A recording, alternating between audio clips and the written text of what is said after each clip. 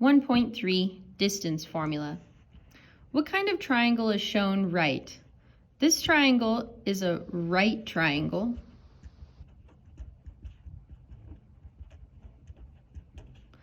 And I know it's a right triangle because it shows the box in the corner, which is a 90-degree angle.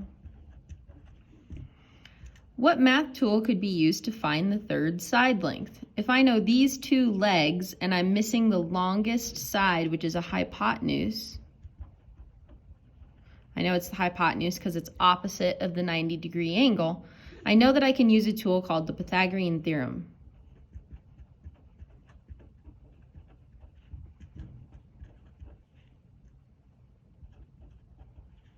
The Pythagorean theorem states that 2 side lengths squared is equal to the third side length squared. A squared plus B squared equals C squared in a right triangle specifically. Example number 1. Find the distance between 1, 9 and 7, 1 using the same tool as above. Well, we didn't do it quite yet, but we can find the third side length using Pythagorean theorem. We'll do it very quickly. 4 squared plus 3 squared equals C squared. 16 plus 9 equals C squared. 16 plus 9 is 25 equals C squared, the square root of both sides. So C equals 5. So this hypotenuse length is 5 centimeters long. We're going to use that same tool here to find the distance between 2 points. 1, 9, 1, 2, 3, 4, 5, 6, 7, 8, 9. There's 1, 9, and 7, 1. 1, 2, 3, 4, 5, 6, 7, and 1. We would like to know how long is it between these 2 points? How long is that length right there? Now it's a diagonal line, so you can't just count the diagonals between them. So you're going to use the hint that they gave you that we're going to use the same tool as above. So up above we used something called the Pythagorean theorem, which was from a right triangle. Now can I make this picture look like this picture? Yeah, we just draw in the triangle between the 2 points. And now we've created a right triangle on our grid. Now we need to know how long the 2 legs are on this triangle in order to find the hypotenuse length. So this leg is going to be 1, 2, 3, 4, 5, 6 units long.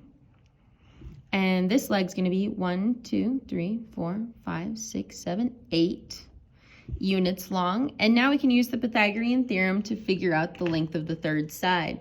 So 6 squared plus 8 squared equals C squared.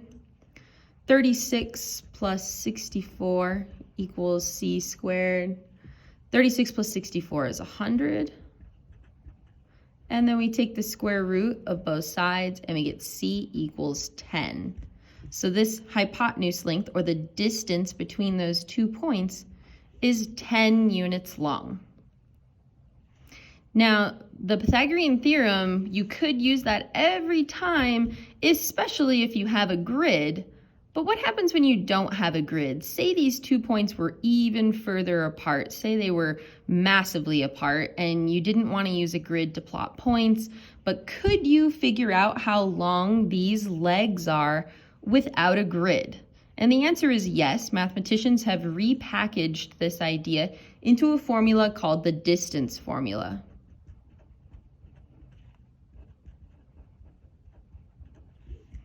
You can use the distance formula to find the distance between 2 points on a line that is neither perfectly horizontal or vertical. This formula is derived from the Pythagorean theorem. So the process that we just did to find the length or the distance between 2 points gets repackaged into the distance formula. What happens is the formula goes in reverse order of this process. So you start with your, this is your distance, that would be your D, and then you go backwards from there. So if we go 1 step backwards, there's going to be a big square root. The 36 and the 64 came from the lengths of the X units and the Y units, the vertical distance and the horizontal distance. So we represent that with the subtraction of the x values and the subtraction of the y values. So we're going to do, just for consistency and in order, so we're going to do x2 minus x1 squared plus y2 minus y1 squared.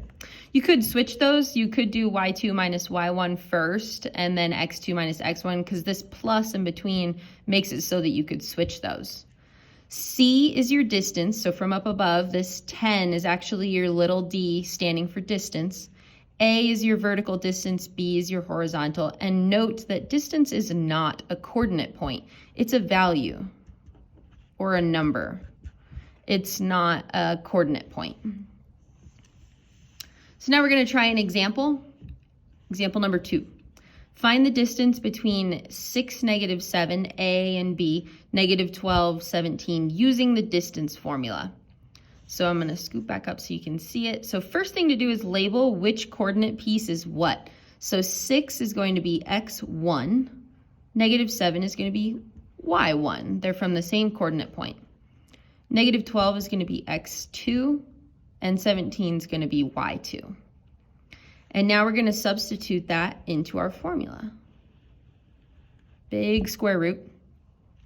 x2 is negative 12 minus, the subtraction comes with the formula, minus x of 1, which is 6 squared, plus y2, which is 17, minus, always comes with the formula, and then y1 is negative 7. And I encourage you to put negative numbers into a separate set of parentheses so that you don't mess up your subtraction. This negative in the formula is not the negative on the 7. They're different. This subtraction comes along for the ride, and the negative has to come with the 7. So be very careful with your negatives. Now we start simplifying the parentheses. Negative 12 minus 6 makes more negatives. That's negative 18 squared. 17 take away negative 7, minus a minus actually turns to a plus. And so 17 plus 7 is 24 squared. That's still distance. Now we continue to simplify.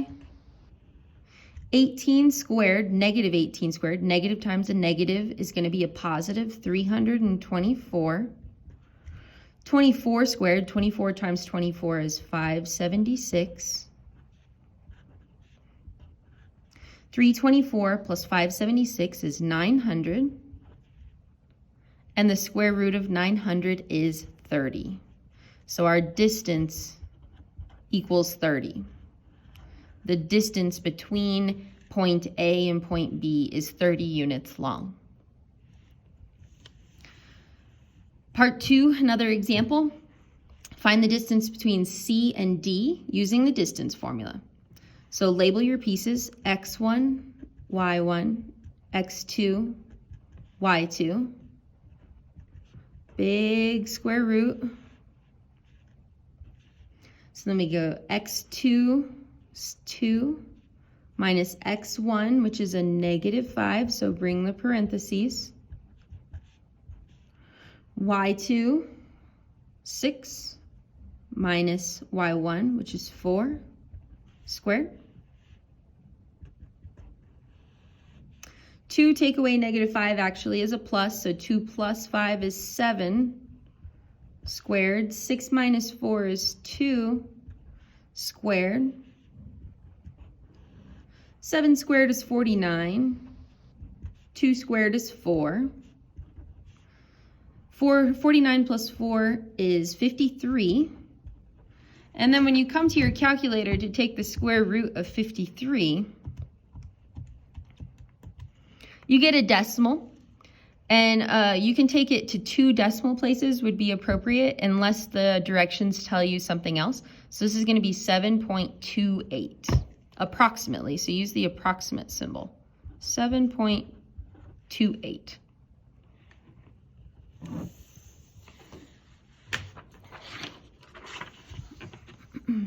Now sometimes when you take the square root, you get a nice whole number like we did on that first example, and you got the distance equals 30.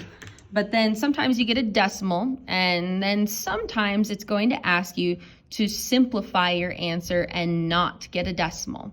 So sometimes when you get a square root that's not a whole number, like the one that we just had, also the square root of 53, that's not a nice number, square root of 24, square root of 19, we must simplify the radical. It's called simplifying the radical. Here's the steps to simplifying a radical. Make a factor tree. Look for pairs of prime numbers, 2s and 3s, or other primes if they exist. Pull the pair out in front and then simplify the radicals. So we're going to do an example together. Square root of 24, we'd like to simplify that. So first thing you do is make a factor tree. You're looking for two things that multiply to 24. This is even, so why don't we just go with 2? 2 and 12 is 24. 2 is prime, so I like to circle it because I know that that's going to be one of the prime ends of my tree. 12 is not prime. What are two numbers that multiply to 12? Well, it's even again, so let's do 2 and 6. 2 is prime.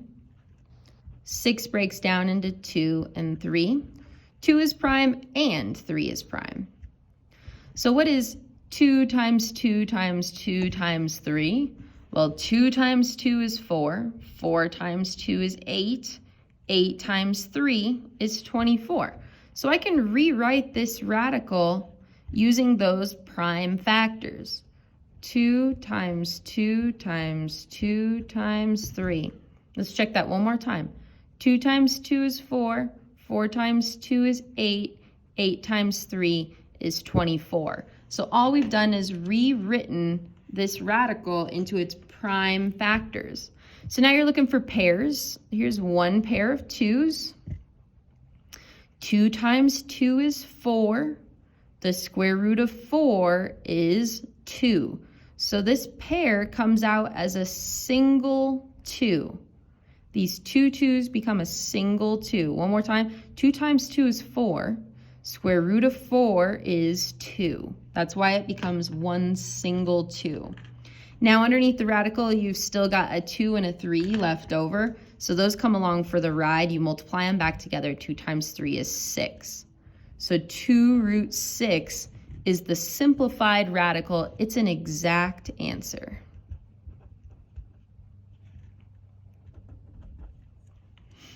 You can check in your calculator that those two numbers are the same number. So if we do the square root of 24, you get 4.8, blah, blah, blah, blah, blah, blah, blah.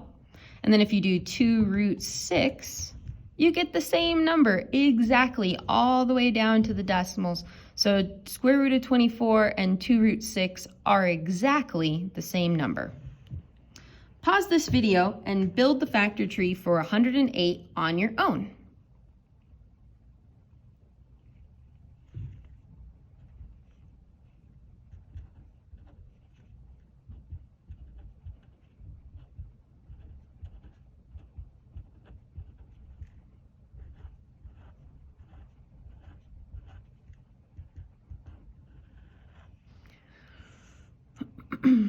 You should get 2 2's, 2 times 2, and 3 3's.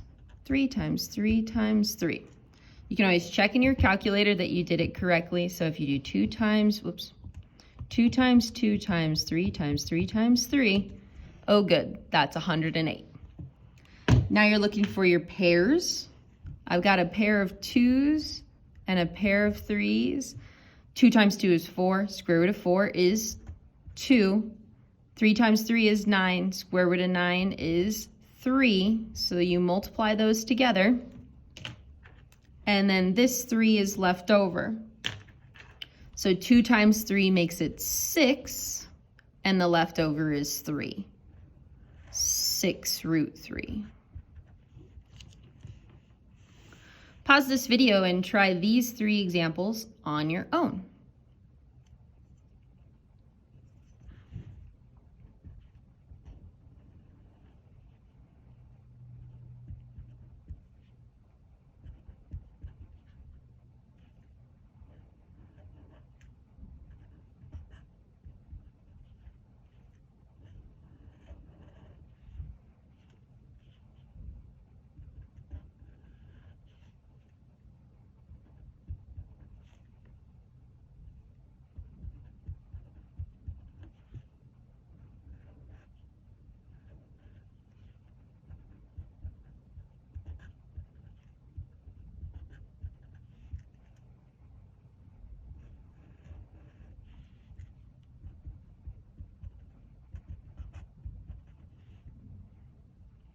The last one might be a little bit tricky. The factor tree for 13 is 1 and 13. So this is what's called prime. It's a prime number.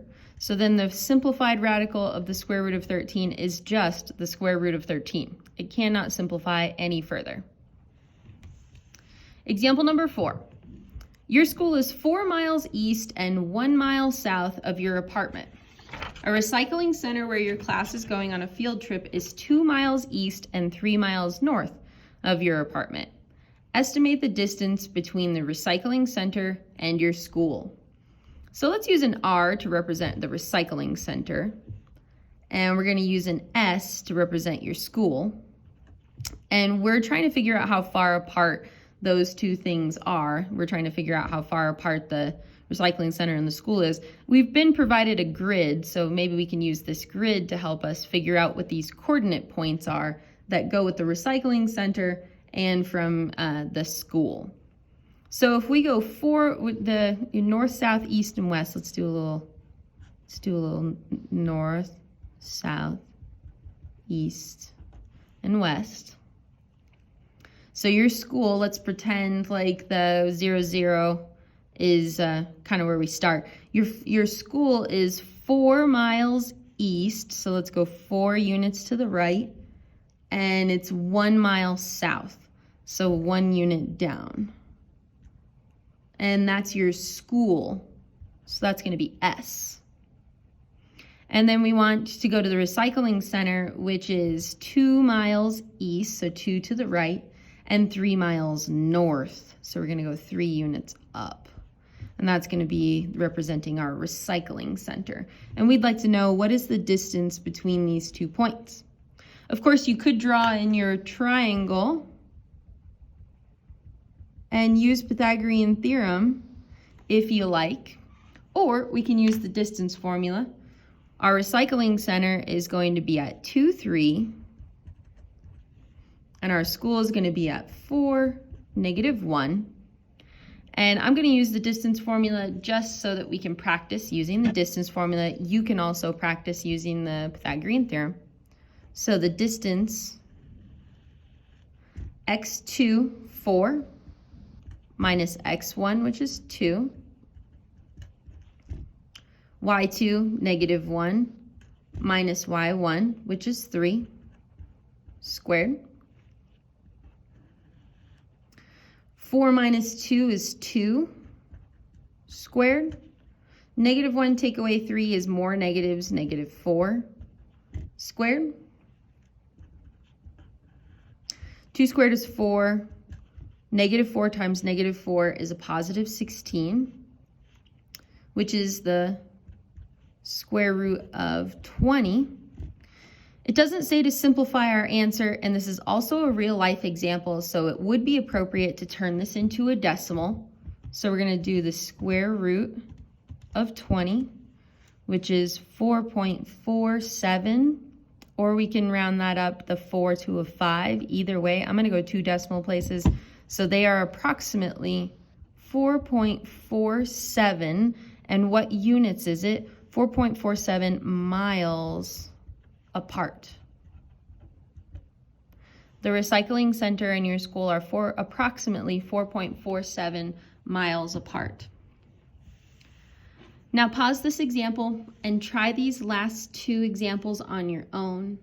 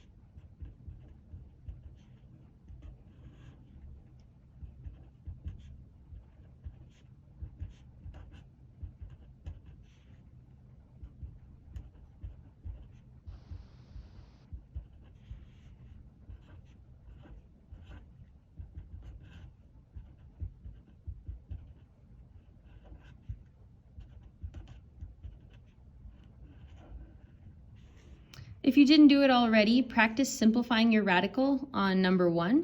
You should get 2 root 13.